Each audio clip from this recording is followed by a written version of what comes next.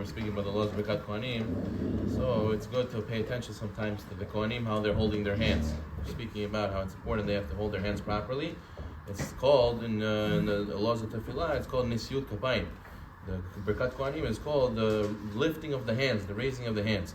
So therefore they have to raise their hands. If not, if they don't pick up their hands properly, it can be bracha levatala, it can be a blessing of Chas v'Shalom. There's a little bit of a debate between the Mekubalim and the Pshat, how a person is supposed to hold the coin, supposed to hold his hands.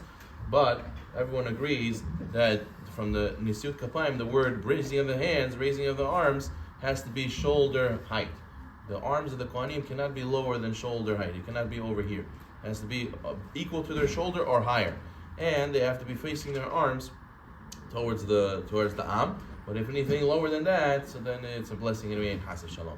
And also, there's a midrash in Shir Shirim that the pasuk says, "Matzitz min harakim." It's peeking through the cracks. So over there, then they learn from the midrash that the hands of the Kohanim have to be spread out in a specific way. I'm not going to show you now, but Kohen can show you. They're the ones who do this. They spread their fingers in a specific way that they make 5 openings between their hands, and this is supposed to be hinted to. The midrash says that the Shekhinah is peeking through their fingers, the 5 spaces in their hands. The Kohanim, they practice this, they know how to do this, and they have to hold their hands also in this specific way where there's 5 spaces between their hands. There's going to be a space in between 2 of their fingers. They're put in 2 groups, then there's a space between their finger and the thumb, and then there's a space between the 2 hands together. So it comes out there's 5 total.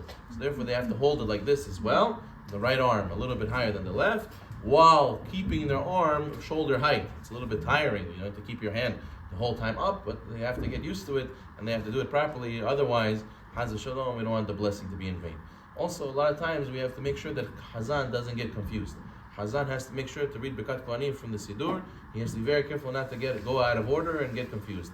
That's why everyone has to say Amen at the end of, let's say, Yirecha Hashem v'Yishmerecha. Everyone should say Amen. But when you say Hashem, the poskim say it's better to say Baruch Hu Baruch Shemo quietly to yourself, a little bit lower. Why? We don't want to confuse the Hazan, that if we say it too loud, he might lose where he is. So Amen, at the end of the pasuk we say, but Baruch Hu Baruch Shemo we try to say quietly. Some people say Ken Yiratzon. There's some people who have the Sidur that after Yevarecha they say Ken Yiratzon. It's not obligatory, but for sure Amen and Baruch Hu Baruch Shemo is our minhag. There's a nice story with the Khatam Sofer, where the Shamash came and he gave him, usually every day he gave him cake. He gave him a piece of cake to eat in the morning for breakfast. So the one day the Shamash was very hungry, and in the shul there was nothing to eat, and he didn't want to go all the way back home. So he didn't know what to do. Usually a lot of times the Khatam Sofer, he doesn't pay attention. If he eats the cake, doesn't eat the cake, he's a very holy man. So he said, what, I'll put a few crumbs on the plate, and I'll leave the plate there. The rabbi will see empty, he'll probably think that he ate the cake already. So then he goes and he puts the empty plate with a few crumbs. And the Shamash ate the cake. So the rabbi says, oh, what is this? You didn't give me cake today? He said, Rabbi, what do you mean? Look, there's the plate with a few crumbs. You ate the cake already. He says, no, I didn't eat the cake. So he said, what? The rabbi knows if he tasted the cake, the rabbi remembers? He doesn't remember these things. He said, no, I remember I didn't make bracha. I remember this, I remember. The cake, I don't remember. The bracha, I remember. I didn't make bracha, so therefore I know I didn't eat the cake. So that's a question for ourselves. Do we remember the food, or do we remember the bracha? Do we eat for to make bracha, or do we make bracha for to eat? Baruch Na'i Olam. Amen.